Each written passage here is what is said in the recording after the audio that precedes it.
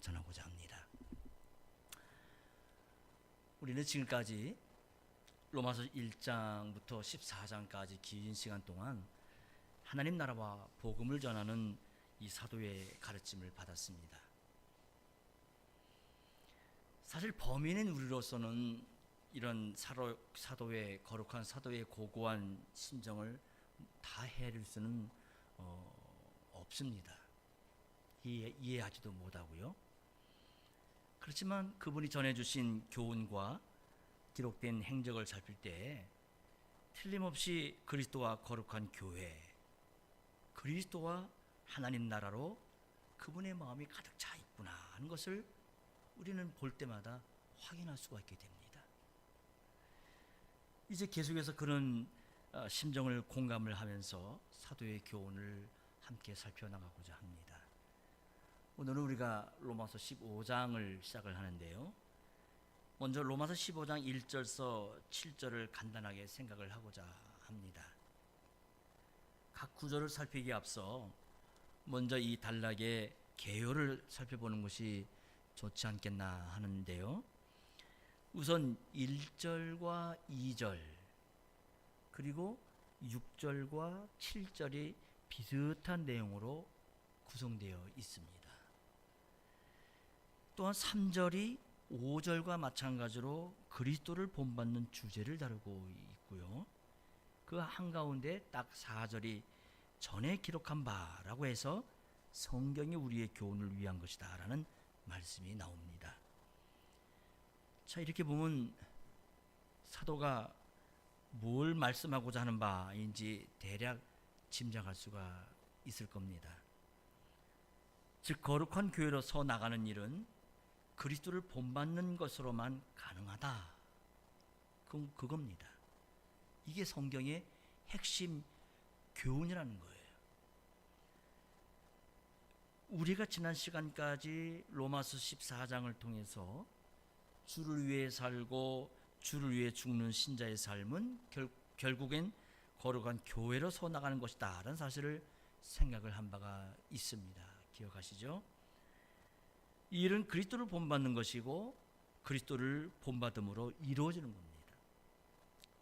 근데 여기서 사도는 바로 15장에서도 그리스도만을 오직 그리스도라는 것만을 교훈하고자 합니다. 이처럼 그리스도 없는 우리라는 것은 없는 겁니다.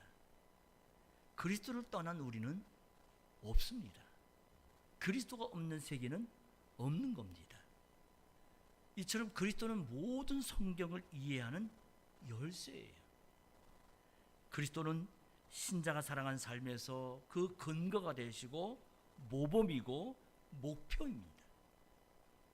이것이 하나님께서 인생에게 그 거룩하신 뜻으로 계시하시는 바이고 하나님이 우리에게 바라시는 그것입니다. 이런 내용을 우리가 지금까지 배운 것인데 이제 결론 부분에서 이 내용을 좀 더 다시 배우게 될 것입니다. 그러면 이런 계획 위에서 각 구절에서 사도가 교훈한 바를 배워나가고자 하는데요. 1절, 2절입니다.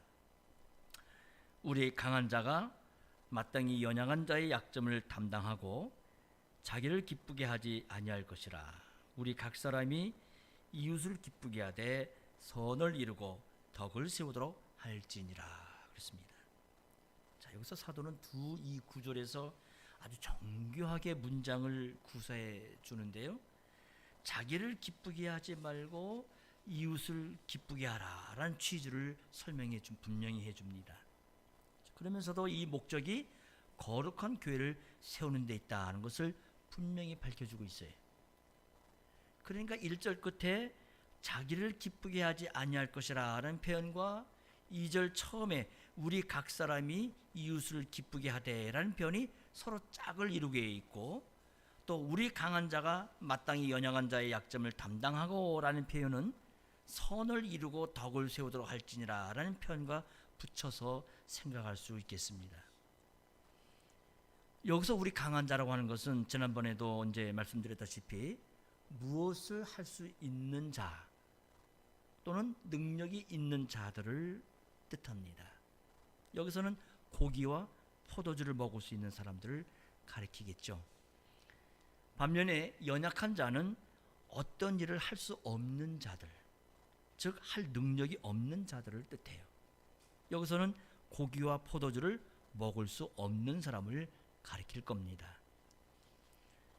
그러니까 이들의 약점은 믿음으로 행한다고는 하지만은 말씀을 충분히 깨달지 못했거나 이런저런 이유로 인해 고기나 포도주 먹는 일을 거리끼는 것을 가리키는 거지, 이 사람들의 믿음에 어떤 중대한 흠이 있는 건 아닙니다. 사실 어느 사회도 마찬가지겠습니다만은 교회 안에도 어떤 구체적인 일이나 문제를 두고 사람들은 두 분류로 나눠지게 됩니다. 즉 그 일을 감당할 수 있는 사람이 있는 반면에 그렇지 못한 사람으로 나눠지는 거예요. 그래서 자신이 어느 쪽에 속하느냐 따라서 각자가 보여주는 태도나 반응은 극단적이라 할 만큼 상당히 대조적인 반응을 보여줍니다. 감당할 능력이 있는 사람은 아무렇지 않은 듯 그저 담담하고 조용한 표정과 태도를 보이거나, 경우에 따라서는 어떤 일을 넉넉히 감당해 내므로써 얻게 될 그 기쁨을 갖고 대단한 의욕을 보여주기도 합니다.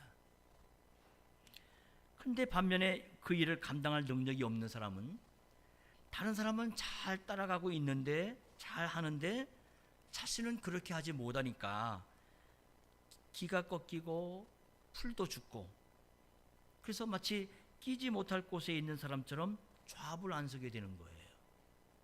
그러다 보니까 기쁨도 없고 그저 비참한 표정과 참담한 느낌을 주변 사람들에게 느끼게 하기 때문에 보기에 그저 딱하고 안쓰럽고 고통스러워요. 자, 그런데요, 이런 차이를 받아들이는 자세에 대한 판단과 가르침이 있어서 성경은 언제나 세상과는 다른 원칙을 말해줍니다. 즉 능력 있는 자가 능력 없는 자를 짐지는 관계다라고 성경은 말하고 있다는 거예요.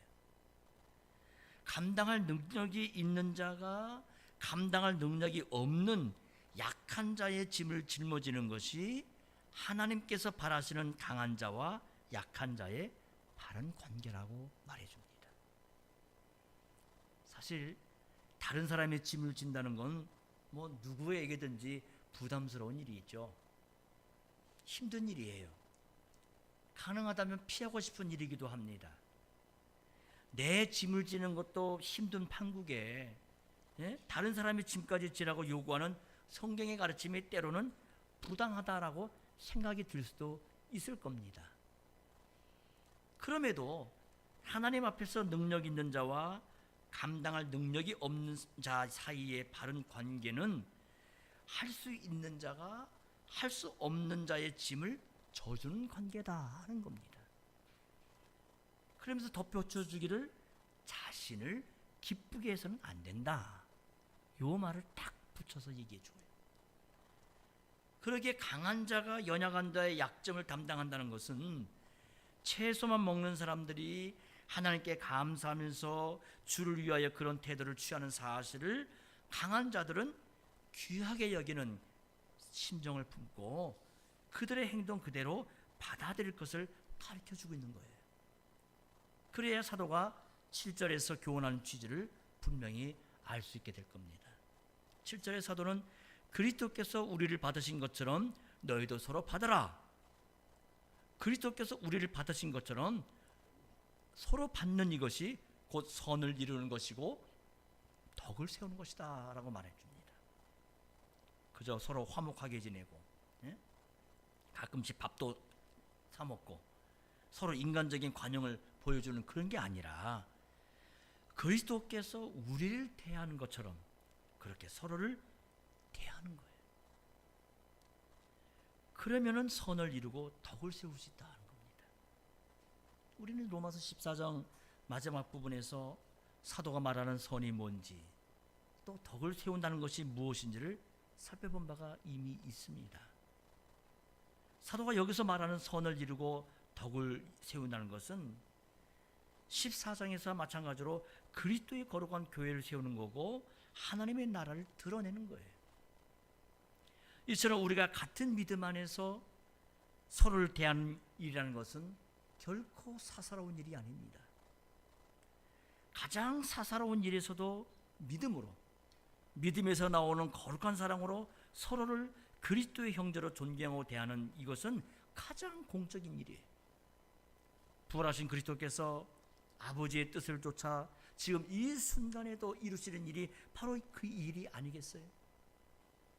그리스도가 누구십니까? 직분자시잖아요. 성자께서 참 사람이 되신 이유는 이 그리스도라는 직분을 이루려 하심이고 바로 그 목적 때문에 십자가에 달리시고 부활하신 것이 아니겠습니까? 부활하신 예수님이 모든 권세를 받아서 성신과 말씀으로 거룩한 교회를 세우시는 바로 그것이 그리스도의 직분을 이루시는 거예요. 예수님이 이 직분을 어떻게 생각하고 계시겠습니까? 우리는 십자가 달리기 직전 예수님이 하셨던 말씀에서 그 생각을 짐작할 수 있을 겁니다. 마태 26장 54절입니다.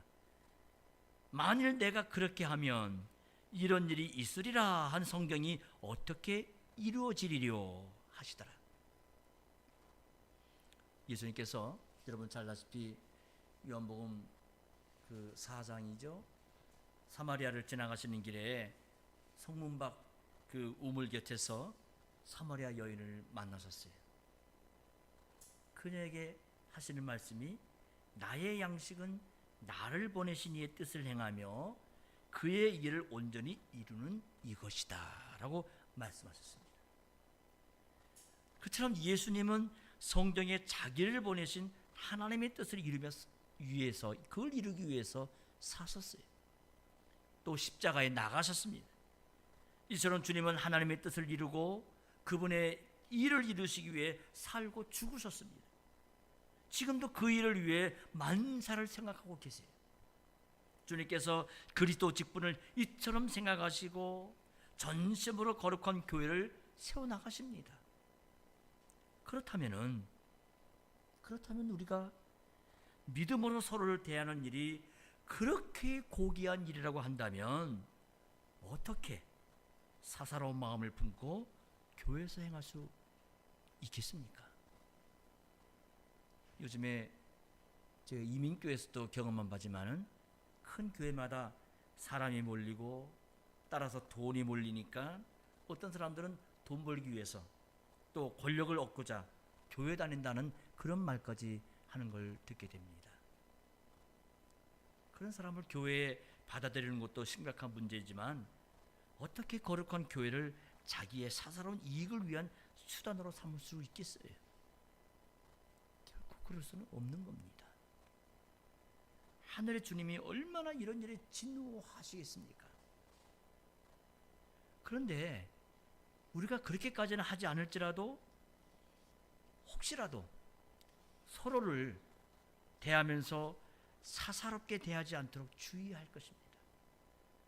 서로 그리스도의 형제로 알고 대하고 그리스도께서 우리 각자를 대하시듯이 그렇게 대할 거예요.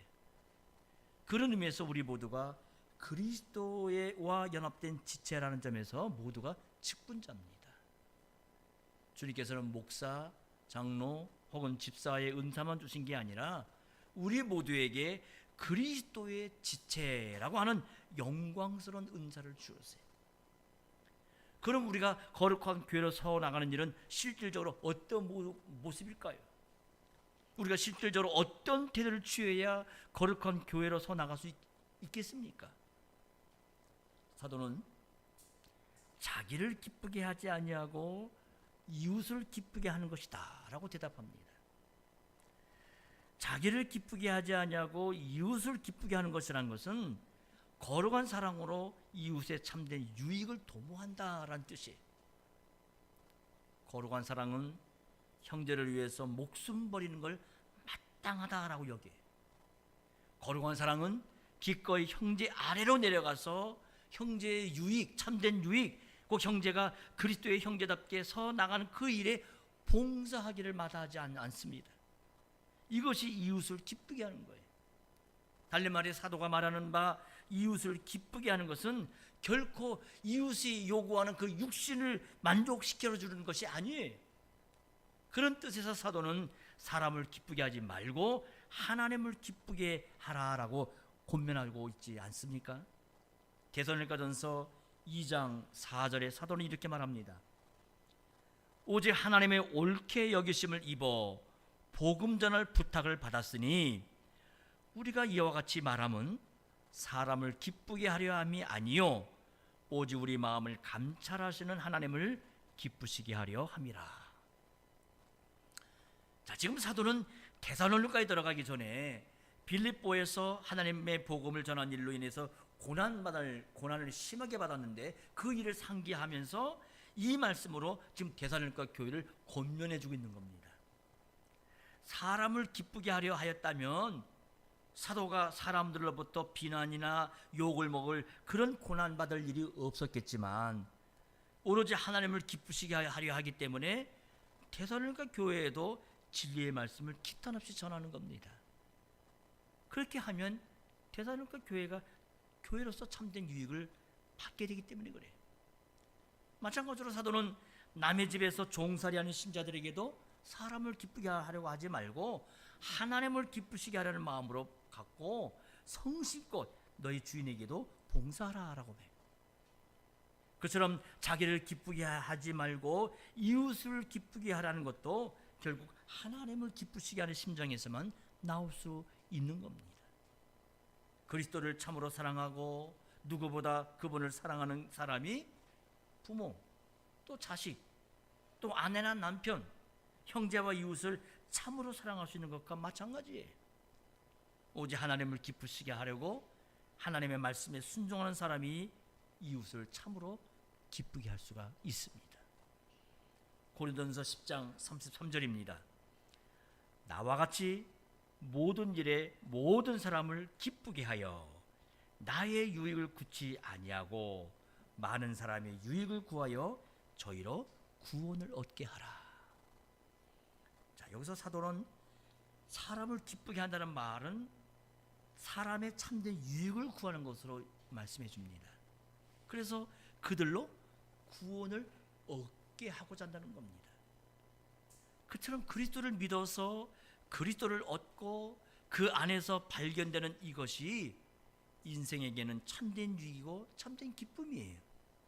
그러게 그리스도를 얻고 그 안에서 발견되는 일이 없다고 한다면 모든 것이 우리에게는 그저 해로운 것뿐이에요. 그리스도를 떠나서는 일평생 우리가 얻을 수 있는 건 수고와 슬픔뿐입니다. 그럼 누가 사도처럼 모든 일에 모든 사람을 기쁘게 할 수 있겠습니까? 고린도전서 10장 31절에 이렇게 말해줍니다.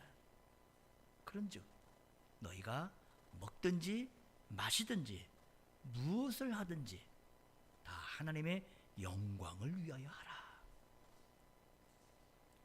모든 일에 하나님의 영광을 도모하는 사람, 하나님을 기쁘시게 하려는 사람이 그렇게 할 수 있다는 겁니다.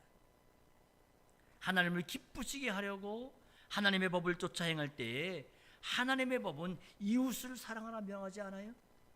하나님의 법은 이웃이 참된 유익을 얻을 수 있는 거룩한 사회, 그리스도의 사회를 제시해주고 있지 않습니까? 그러면 지금까지 나만 위해서 하나님도 나를 위한 존재로 그렇게 여기고 살던 우리가 어떻게 그런 사람이 될 수 있겠습니까? 자, 사도는 그 대답을 그리스도에게서 찾아줍니다. 3절입니다. 15장 3절. 그리스도께서 자기를 기쁘게 하지 아니하셨나니 기록된 바 주를 비방하는 자들의 비방이 내게 미쳤나이다 함과 같으니라. 왜 우리가 이웃을 기쁘게 하고 선을 이루고 덕을 세워야 되느냐 하면, 왜 우리 믿는 자가 자기를 기쁘게 하지 않고 오히려 이웃의 짐을 기꺼이 짊어져야 하냐 하면 그리스도께서 자기를 기쁘게 하지 아니하셨기 때문에. 우리는 그리스도의 것이 아닙니까? 우리는 살아도 주를 위해 살고 죽어도 주를 위해 죽는 자가 되지 않았어요?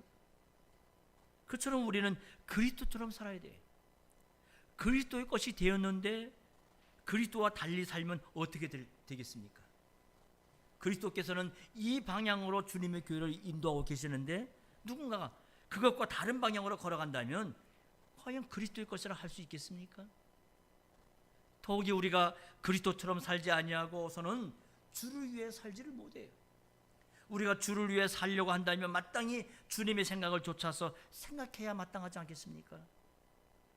그러면 아니 늘 눈만 뜨면 육신에 젖어 사는 우리들이 어떻게 주님의 생각을 좇아서 생각할 수 있겠습니까? 어떻게 그럴까요? 오직 그리스도의 생명을 받아야 합니다. 그래야 그렇게 할 수가 있어요. 그저 사람의 힘인과 사람의 지혜로 그리스도를 그저 이미테이션, 모방하는 것으로는 주를 위해 살지를 못해요.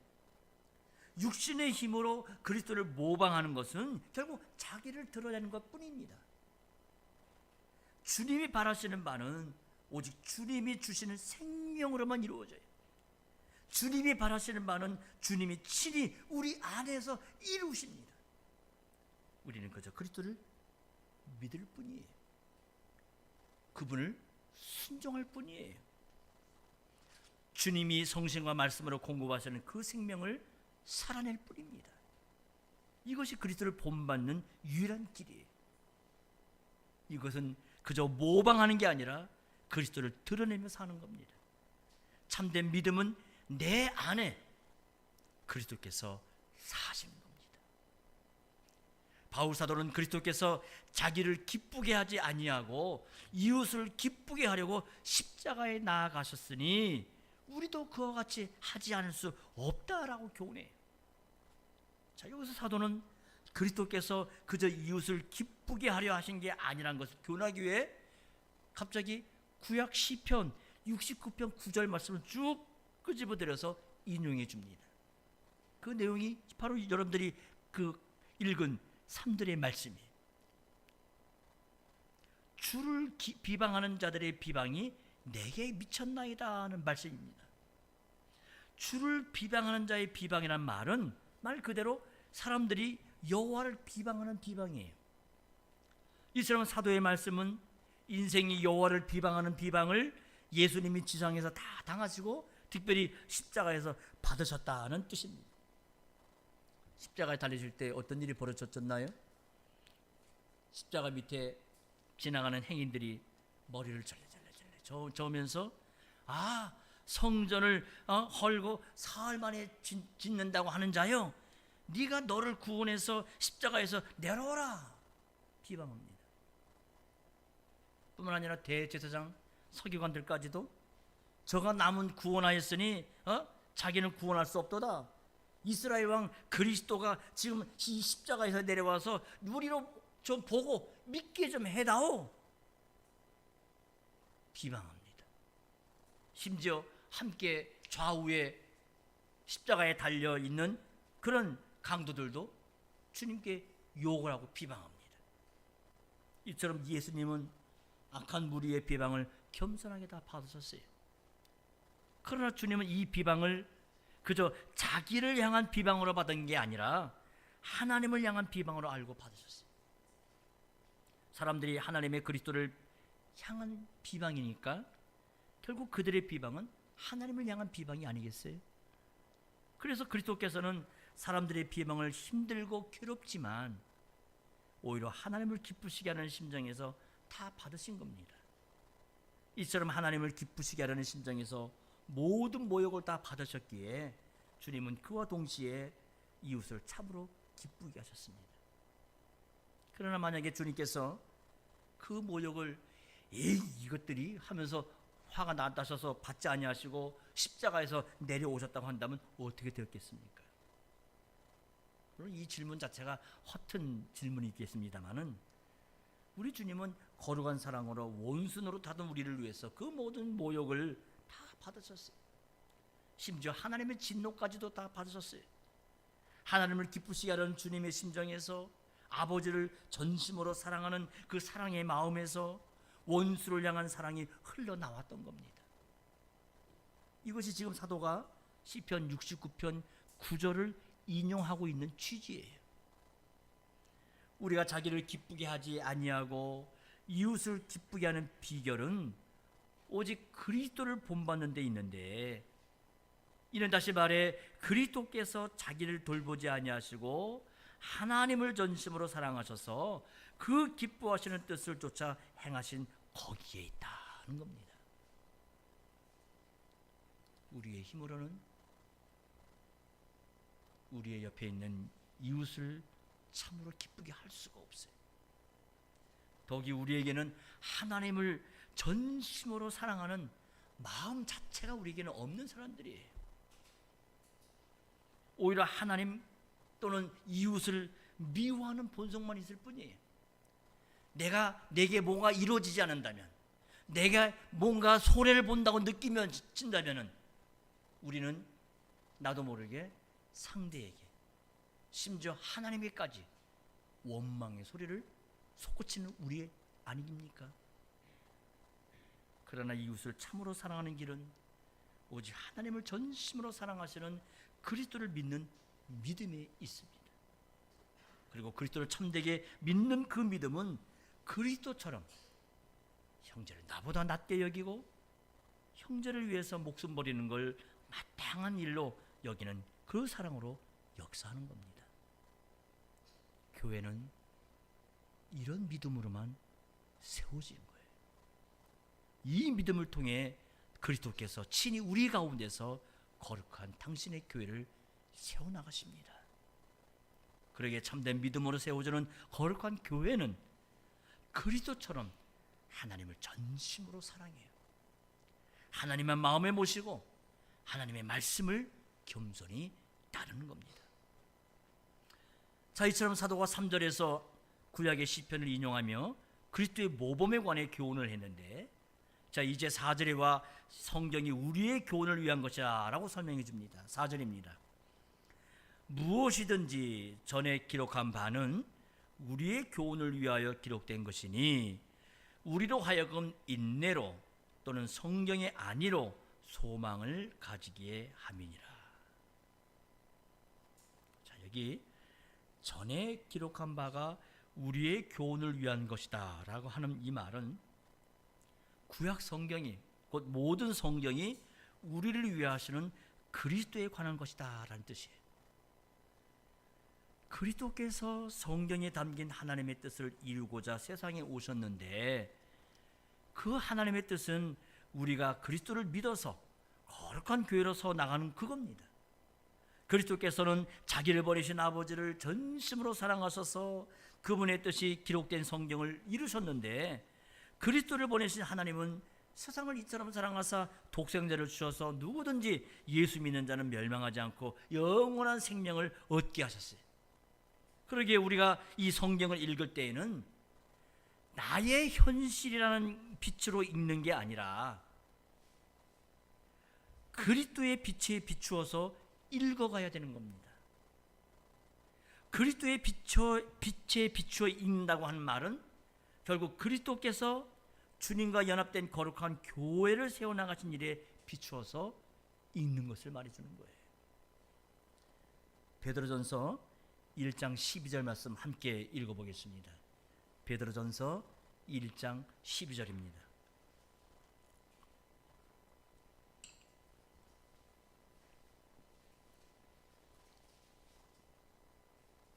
베드로전서 1장 12절 찾았으면 함께 읽어보죠. 시작.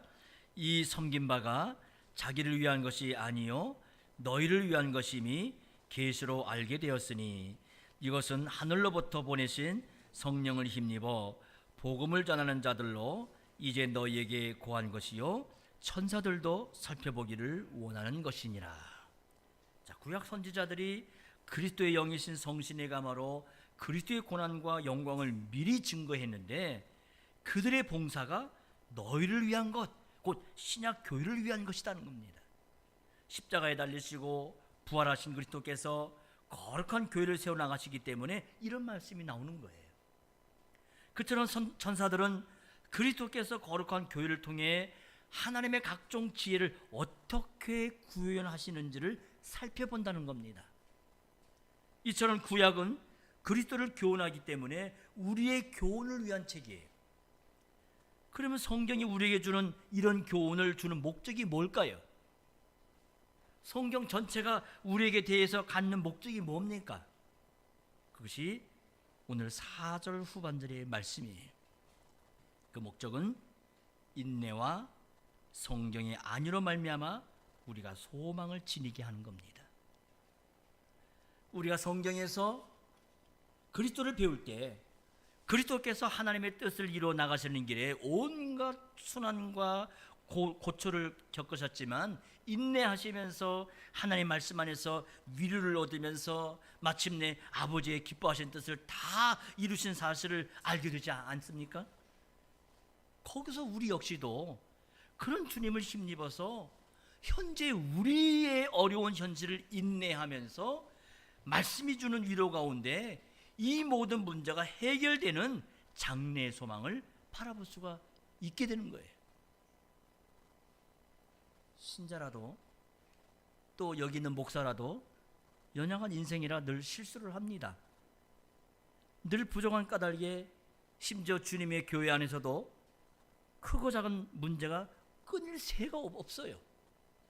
큰 교회는 큰 교회대로, 우리같이 조그만 교회는 조그만 교회대로 문제가 끊이잖아요.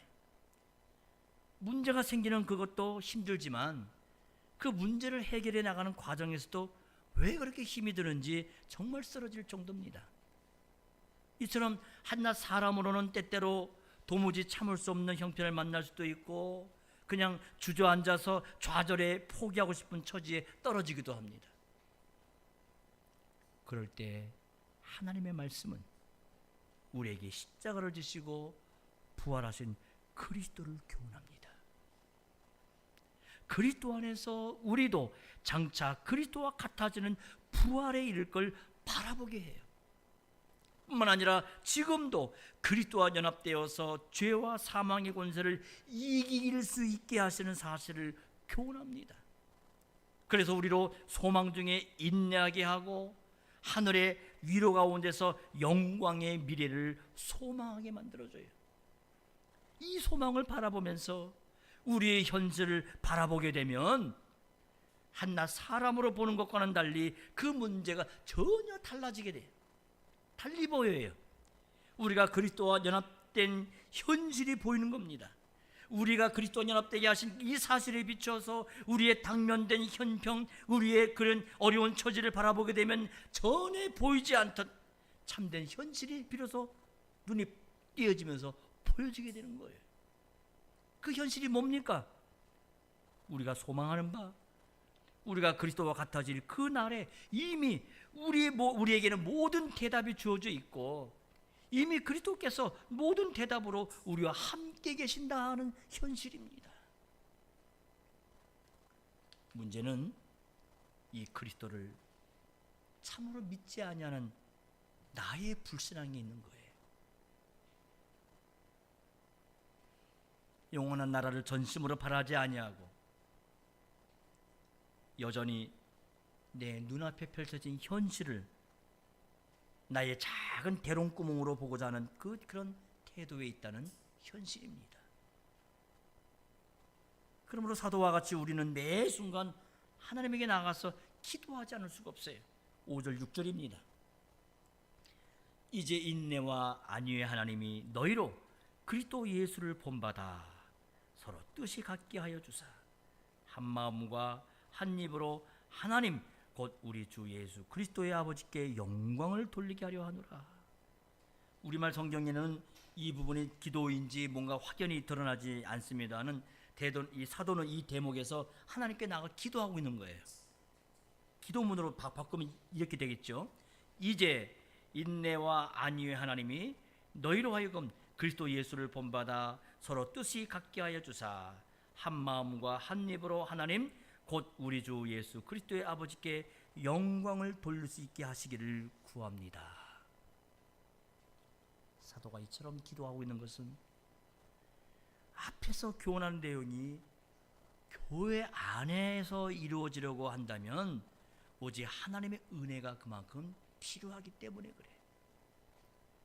우리가 인내하는 것이며 참된 위로를 얻는 것이며 인내와 위로로서 장래의 소망을 바라보는 이 모든 것들이 모두가 하나님의 자비하심과 복주심 안에 있는 거예요. 그래서 사도는 하나님을 인내와 안위의 하나님 이렇게 부르면서 우리가 눈앞의 현실에서 당하는 모든 어려운 가운데서 인내하고 참된 위로를 얻으며 영광의 소망을 바라보는 일이 하나님에게 달려있다, 그걸 교훈해 주고 있는 겁니다. 그러게 우리가 힘든 현실을 인내할 수 있는 것은 하나님이 우리를 대해서 인내하시고 또 인내할 힘을 그만큼 주시기 때문에 그래요.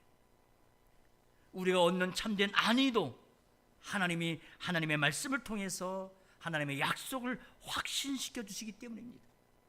이처럼 우리가 하나님 백성으로 존재하고 존립하고 행하는 데 필요한 모든 선한 것이 오직 하나님에게서만 오해.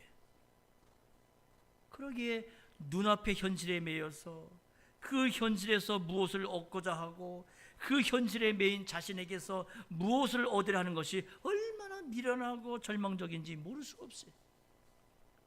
눈앞의 현실 뒤에 그 위에 계시는 하나님을 바라보는 거기서 현실의 문제를 바라보고 해결할 수 있는 길이 열려지는 겁니다. 그 길은 우리가 그리스도 예수를 본받아 서로 뜻이 같게 되는 데 있는 거예요. 그리스도 예수를 본받아 서로 뜻이 같게 된다는 것은 그리스도의 마음으로 같은 생각을 품고 나가는 그겁니다. 우리가 로마서 12장 16절에서 이 동일한 표현을 살펴보지 않았습니까? 서로 마음을 같이 하며 높은 데 마음을 두지 말고 도리어 낮은 데 처하며 스스로 지혜 있는 채 하지 말라. 우리는 이 구절에서 그리스도의 마음으로 겸손한 자들의 교제를 이루며 살라는 사도의 교훈을 이미 배웠습니다. 그리스도를 믿는 믿음과 거기서 나오는 거룩한 사랑으로 그리스도와 같이 형제를 기꺼이 섬기면서 하나님의 나라를 드러내며 사는 이것이 우리가 인생으로 사는 목적이에요. 동시에 이것이 우리가 당하는 모든 현실을 뚫고 나가는 길입니다. 육신과 세상과 마귀가 그리스도를 미워해서 그리스도의 교회를 항상 공격하는 까닭에 신자는 이 세상 사는 동안 사망의 골짜기를 걷지 않을 수가 없습니다마는, 그러나 그리스도의 마음으로 겸손한 자들의 교제를 이루며 사는 거기서 참된 해답을 발견하게 돼요. 비록 죽음의 그늘이 두려운 그늘이 두려우는 그때에도 그리스도는 우리와 함께 하셔서 힘이 없고 연약한 우리를 붙들어 주십니다. 뿐만 아니라 죽음의 시면을 거두는 그 두려운 순간에도 함께 해주시고 그 즉시로 다시는 죽음이 없는 주님의 품 안에서 안식하게 하시고 장차 하나님의 영원한 안식에 이르게 하실 것입니다. 그날에 우리가 한 입으로 한 마음으로 하나님 곧 우리 주 예수 그리스도의 아버지께 세세토록 영광을 돌리게 될 것입니다. 예수 그리스도의 아버지 곧 우리의 아버지의 스라에서 영원토록 우리 아버지의 기뻐하신 뜻을 다 이루며 살 것입니다. 이 영광의 날에 영원히 울려 퍼질 찬송이 이날 오늘 신약의 교회가 영원한 대제사장이신 예수 그리스도를 통하여서 드리는 하늘 예배에서 이미 시작이 되었습니다. 그날에 우리가 그리스도와 같아져서 아버지의 기뻐하신 뜻을 다 이루어 하나님의 이름을 영화롭게 하게 되듯이 우리는 지금 여기서부터 그리스도의 영이신 성신을 의지해서 하나님의 바라시는 일을 힘써 이루어 하나님의 이름이 우리 가운데서 영광 받으시게 해야 하는 겁니다. 하나님이 바라시는 일이 뭡니까? 하나님을 영원히 기쁘시게 하는 일이 뭡니까? 7절이 그걸 우리에게 말해줍니다. 이러므로 그리스도께서 우리를 받아 하나님께 영광을 돌리심과 같이 너희도 서로 받으라. 7절 같이 한번 읽어보겠습니다. 시작. 이러므로 그리스도께서 우리를 받아 하나님께 영광을 돌리심과 같이 너희도 서로 받으라. 그리스도께서 하나님의 영광을 위해 우리 같은 죄인들을 받아들여 주신 것 같이 우리도 서로를 거룩한 사랑으로 대하여 서로를 받아들이는 거예요. 그래서 그리스도 안에서 거룩한 교회로 서 나가는 그겁니다. 거룩한 교회 안에 하나님이 함께 계십니다. 하나님이 거룩한 교회와 함께 하시기에 아무도 거룩한 교회와 그 교회에 속한 자를 빼앗을 수가 없어요. 죽음도, 아니 죽음보다 더한 강한 것이 있다 할지라도 그리스도 안에 있는 하나님의 사랑에서 우리를 흔들어대거나 빼앗을 수가 없습니다. 기도하십시다. 거룩하신 하나님, 저희는 죄의 어둠 가운데서 사망이 이르는 열매를 맺고 멸망을 향해 달려가던 인생들입니다. 이런 저희를 불쌍히 여기시고 죄와 사망의 권세에서 건져내시고 부활하신 그리스도께서 세우시는 거룩한 나라에 들어와 생명이 이르는 열매를 맺고 하나님을 기쁘시게 하며 살게 하시오니 이제도 저희가 엎드려 감사와 찬송을 드립니다. 이러한 하나님의 은혜와 사랑을 점점 깨닫게 해주셔서 저희가 그리스도를 본받아 자기를 기쁘게 할 것이 아니라 하나님을 전심으로 사랑해서 형제와 이웃의 참된 유익을 도모하게 하여 주옵소서. 거룩한 교회로 서 나가는데 장애되는 걸 다 버리게 하여 주시고 다만 참된 믿음과 거기에서 나오는 거룩한 사랑으로 행할 수 있게 하여 주시옵소서. 이같이 행하는 자는 사망의 두려운 골짜기를 걸을 때에 두려워하거나 당황하지 아니하고 주께서 함께 하심을 인해 용기 백배하며 육신의 죽음을 향해 담대히 나아갈 수가 있겠나이다. 우리 구주 예수 이름으로 기도합니다. 아멘.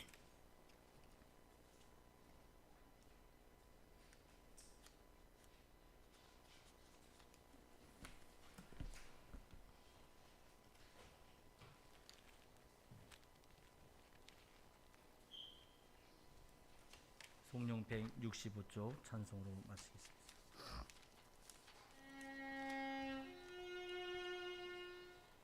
성부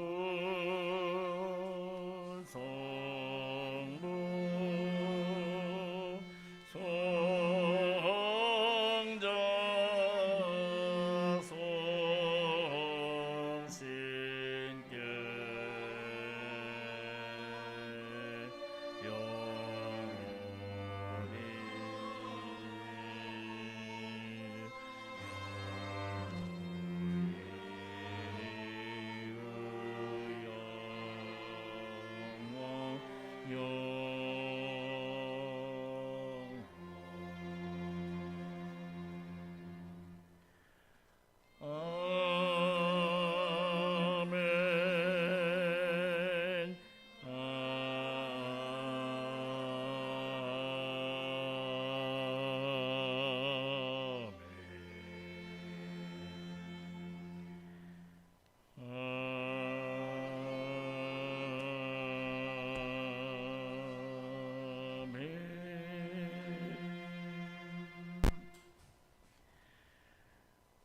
교회의 머리 되신 성자 예수 그리스도의 구원의 은혜와 독생자를 우리에게 버리시면서까지 사랑하신 성부 하나님의 크신 사랑하심과 성신의 거룩한 사귐이 예배하는 주의 백성들과 이 교회 안에 영원히 함께 하시기를 구합니다.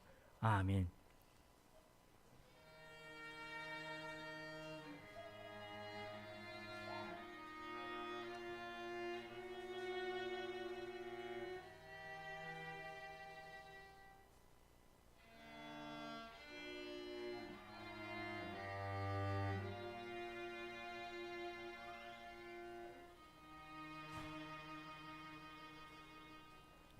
이 시험으로 주일을 마쳤습니다.